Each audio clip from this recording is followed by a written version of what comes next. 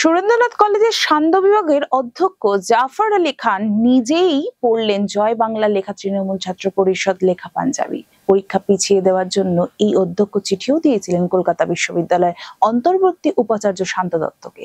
মুখ্যমন্ত্রীর হস্তক্ষেপ চেয়েও চিঠি দিয়েছিলেন তিনি। অধ্যক্ষের এই আচরণের তীব্র নিন্দা জানিয়েছে এসএফআই। 28 আগস্ট তৃণমূল ছাত্র পরিষদের প্রতিষ্ঠা দিবস উপলক্ষে সমাবেশ ছিল।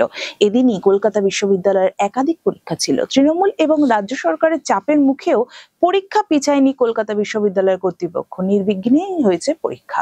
সুরেন্দ্রনাথ কলেজের সান্ধ্য বিভাগের অধ্যক্ষ তৃণমূল ছাত্র পরিষদ লেখা পোশাক বিতরণ করেন নিজেই। তিনি নিজেও সেই পাঞ্জাবি পরেছিলেন। বৃহস্পতিবার পরীক্ষা চলাকালীন কলেজের মধ্যেই উত্তরীয় টি শার্ট পাঞ্জাবি বিতরণ করা হয়। এই ঘটনার তীব্র নিন্দা জানিয়ে এসএফআই এর রাজ্য সভাপতি প্রণয় কার্জি বলেছেন, ছাত্রদের পরীক্ষা বন্ধ করে প্রতিষ্ঠা দিবস পালন হবে এবং তাতে মদত দেবেন অধ্যক্ষ, তা মেনে নেওয়া যায় না। তৃণমূল আদতে গোটা শিক্ষা ব্যবস্থা ভেঙে দিতে চাইছে। শিক্ষকের জগ ছুড়ে মারা থেকে কলকাতা বিশ্ববিদ্যালয়ের উপাচার্যকে কুরুচিকর আক্রমণ, এটি তৃণমূলের সংস্কৃতি।